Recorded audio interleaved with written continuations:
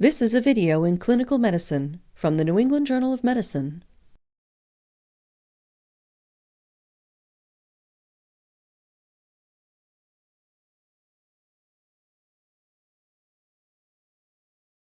In light of the threat of Ebola virus disease, it is important to emphasize proper precautions for infection control in healthcare settings. The routes of Ebola virus transmission include direct contact with an affected person's body fluids or indirect contact by working with contaminated instruments or supplies. Personal protective equipment, or PPE, is used when there is a risk of exposure to infectious material.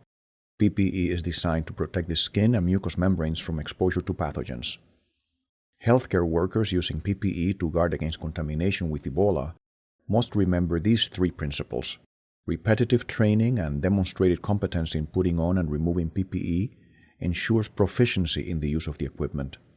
No skin should be exposed because of the possibility of contact with blood or body fluids.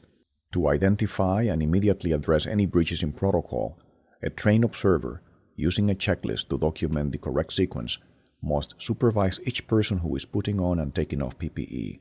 This video demonstrates in a simulated environment one option of putting on and removing PPE to minimize the risk of exposure to infectious material. Protection against Ebola includes standard, contact, and droplet precautions. PPE for Ebola includes gloves, boot coverings, gowns, respirators, hoods, aprons, and full face shields. Disposable medical gloves with extended cuffs should be used.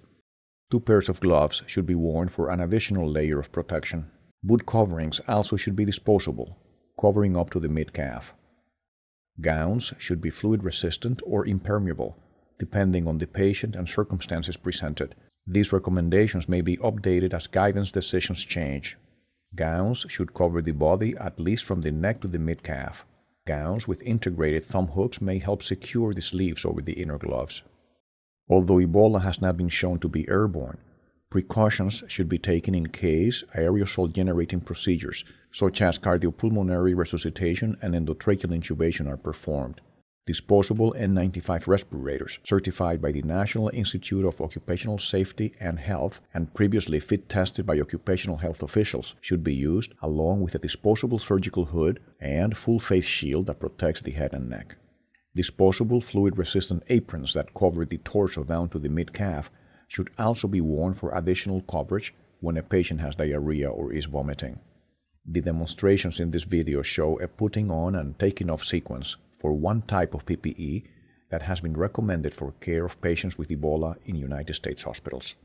Healthcare settings with limited resources, such as field hospitals without running water or adequate medical supplies, may have different PPE recommendations and protocols.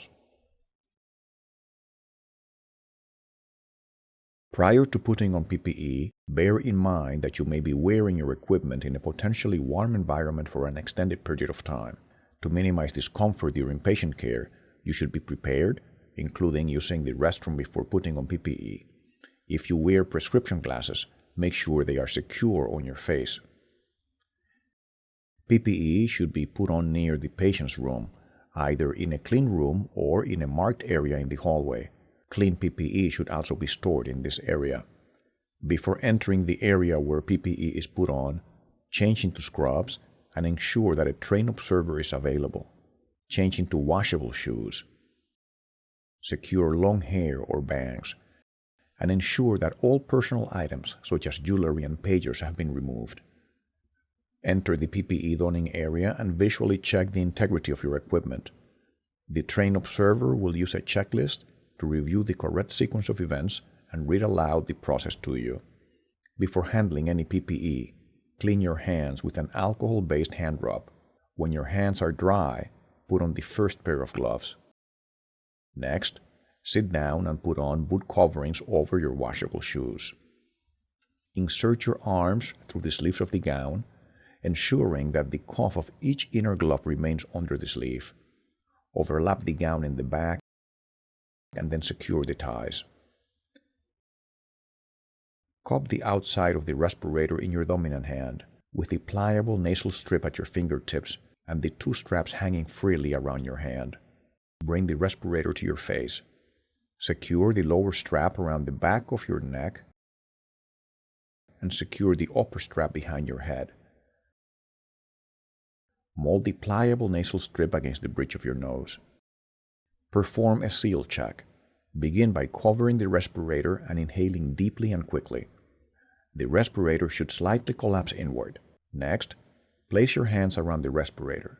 Exhale and determine whether there are any air leaks around the mask. If the respirator fails to collapse or if air leaks from the side, remold the nasal strip and adjust the positioning of the respirator on your face. Next, place the hood over your head, ensuring that it overlaps the gown, covers your head and neck fully, and extends to the shoulders. If you are using an apron, place your head through the opening at the neck. Have the observer secure the ties in the back. Next, put on the second pair of gloves. Extend the set of gloves over the sleeves of the gown. Place the face shield over your hood, with the cushion resting on the forehead and the strap on the back of your head. Adjust the elastic strap if necessary to ensure a snug fit. The trained observer must now verify the ensemble and ensure that you can move comfortably without compromising the integrity of your PPE. Disinfect your outer gloves with an alcohol-based hand rub. You are now ready to enter the patient's room.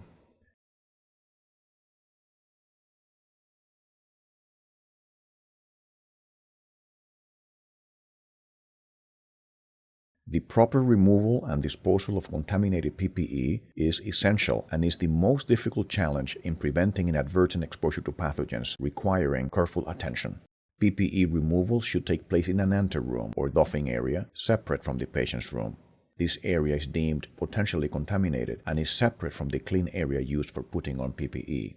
The following should be available in the anteroom: clean gloves, an alcohol-based hand rub, one chair clearly identified as the dirty chair for the removal of shoe coverings, a second chair designated as the clean chair to be used for the disinfection of your washable shoes, EPA-registered disinfectant wipes for healthcare use, and a leak-proof biohazardous waste container for disposable equipment.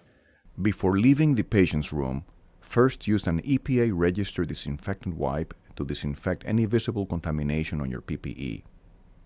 Disinfect your outer gloves with an alcohol-based hand rub and allow your gloves to dry.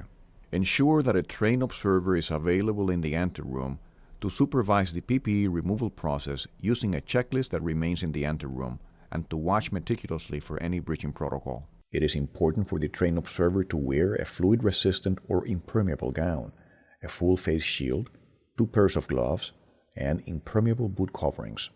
Enter the anteroom when indicated by your trained observer.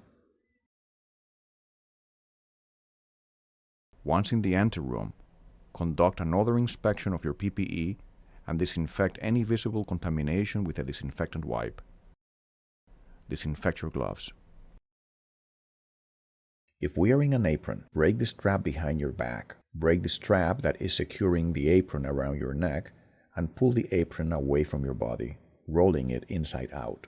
Discard it in the biohazardous waste container. Inspect your PPE again for visible contamination or tears.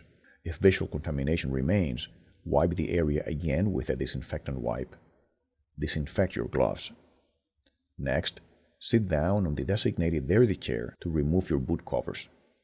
Grasp the heel of one shoe covering and slowly pull it off your leg and foot.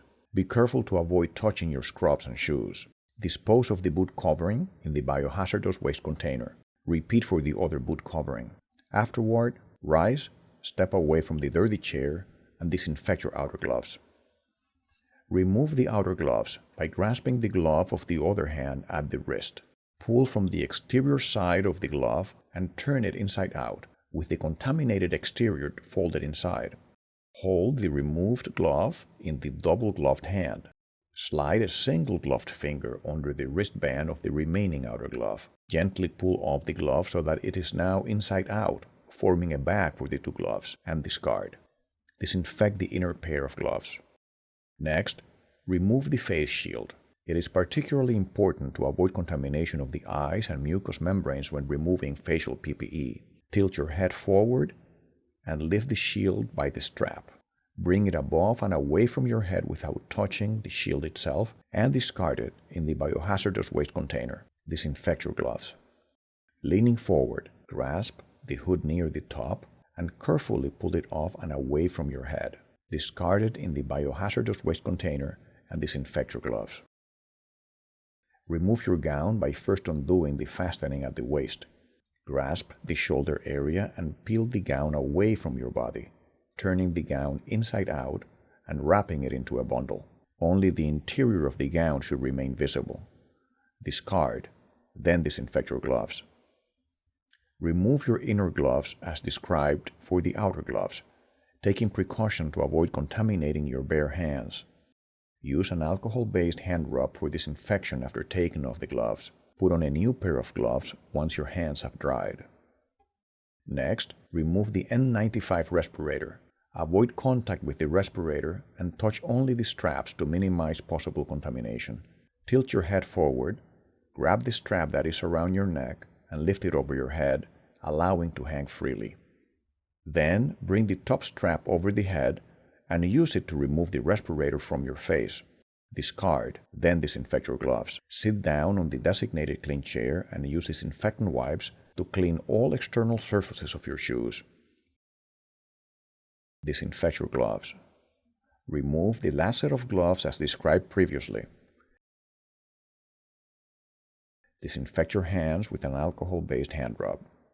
The trained observer should conduct a final inspection at this point to identify any contamination of your surgical scrubs. If there is contamination, an occupational safety and health coordinator should be informed immediately before you exit the PPE removal area. The observer may now be contaminated and should perform the same PPE removal procedures as the healthcare worker before leaving the anteroom. PPE is available to minimize the potential harm from exposure to pathogens such as Ebola. When PPE is worn, removed, and discarded properly, it is effective in protecting both the person wearing it as well as the patients and healthcare workers with whom that person comes into contact.